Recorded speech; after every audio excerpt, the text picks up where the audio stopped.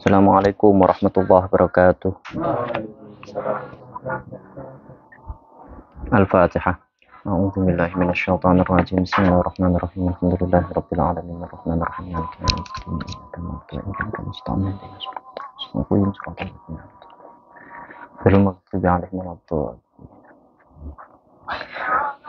Bismillahirrahmanirrahim. Alhamdulillahirabbil alamin wassalatu wassalamu ala asyrofil anbiya'il mursalin sayyidina maulana Muhammadin bil qasimin amin wa ala alihi wa sahbihi ajma'in.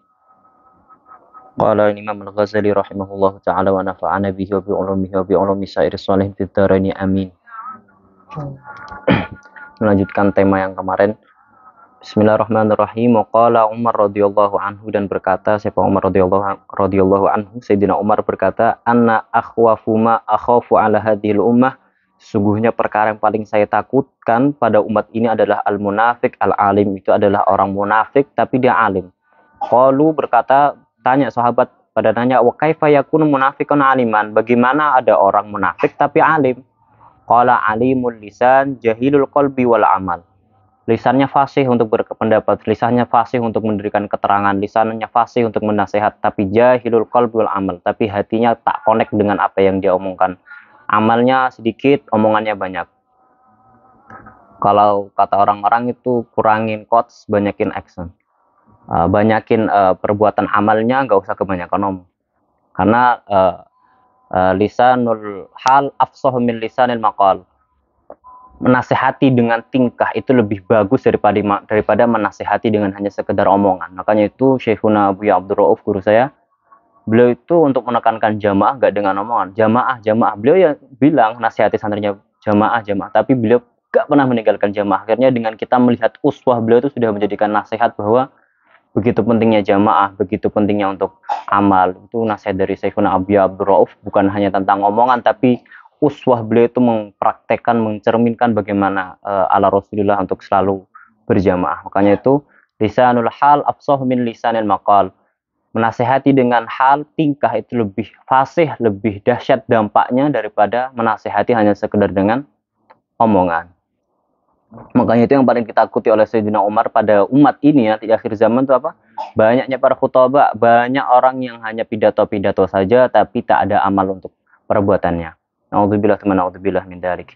Bahkan kalau Sayyidina Umar mengatakan bahwa itu termasuk dari golongan munafik. Na'udzubillah. Wa qala al-Hasan.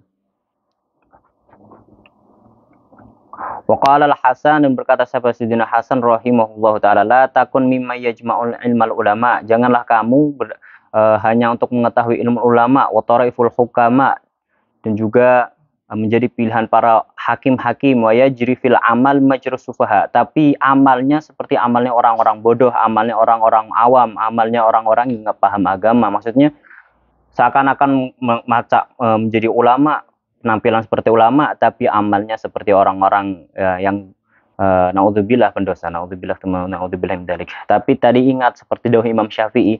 Dawuh Imam Syafi'i itu yang penting kita amal aja dulu. Masalah nanti penting kita dari hadis-hadis di sini, para pendapat-pendapat para sahabat ini adalah yang penting kita amal aja dulu. Amal, masalah ikhlas belakangan. Yang penting amal aja, perbanyak amal, masalah ikhlas dibelakangkan dulu.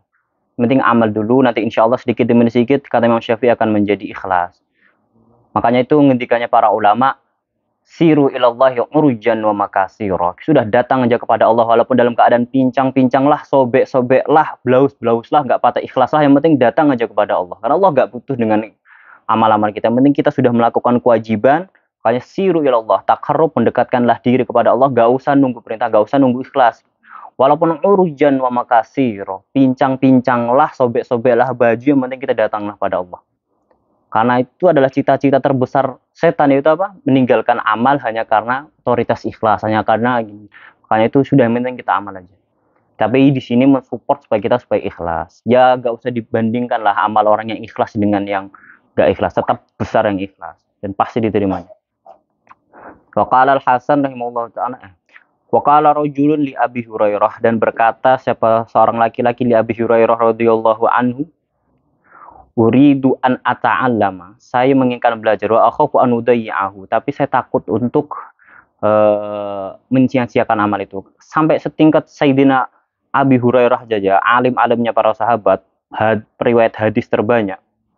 Beliau, saya sangat ingin belajar, tapi saya juga takut ketika saya belajar, saya dapat ilmu, tapi saya nggak bisa mengamalkan ilmu tersebut.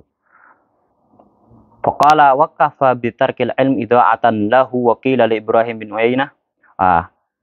Tarkul ilmu itu cukup hanya untuk meninggalkan ilmu saja itu sudah bisa dikatakan tarkul ilmu. Kita mendapatkan ilmu, ternyata kita nggak mengamalkan ilmu tersebut, itu termasuk dari tarkul ilmu. Wa qila li Ibrahim bin Uyainah ayun nas atwal nadman qala amma fi ajilid dunya fasanul ma'ruf ila man la yashkur wa amma indal maut fa alimun mufrid. Kata Sayyidina Ibrahim bin Uyainah, siapa nanti di akhirat yang paling menyesal nanti di akhirat. Yang paling menyesal itu adalah satu, yaitu ajilud dunya fasanul ma'ruf ila man la yashkur wa amma indal maut fa alimun mufrid. Adalah orang yang alim mufrid, tapi dia sembrono dengan ilmunya. Dia tahu ilmunya tapi dia nggak pernah mengamalkan. Dia tahu ilmunya malah dia sembarangan seenaknya sendiri. Semakin alim malah semakin seenaknya sendiri. Banyak yang kayak gitu, banyak. Semakin alim malah semakin seenaknya sendiri. Justru seorang yang alim itu adalah seorang yang semakin mendekatkan dirinya kepada Allah. Makanya sesuai dengan dauh dari Syekhuna Abu Ya Abdul Rauf Maimun, yaitu ilmu yang manfaat adalah ilmu yang masuk ke hati, dan cahaya ilmu tersebut menjadikan sosok itu menjadi takwa, bukan sebagai sosok yang seenaknya sendiri. Mondok bertahun-tahun pun begitu. Mondok pun nanti di luar, di rumah menjadi dipandang oleh masyarakat santri, maka santri tersebut harus bisa menjaga nama santrinya, menjaga nama kiainya, jangan seenaknya sendiri.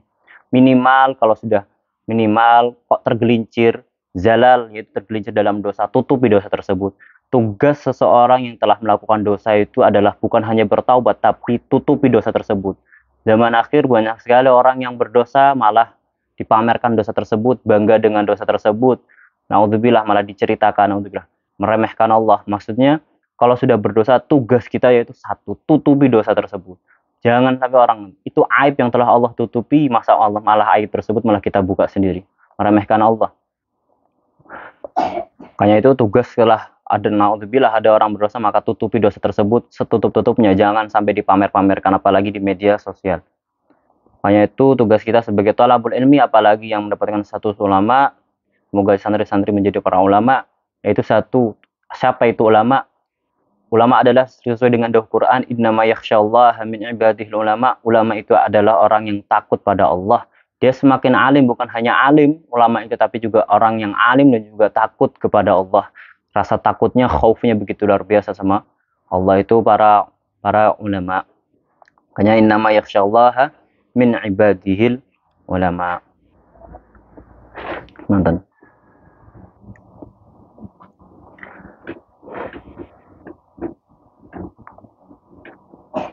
Ampun.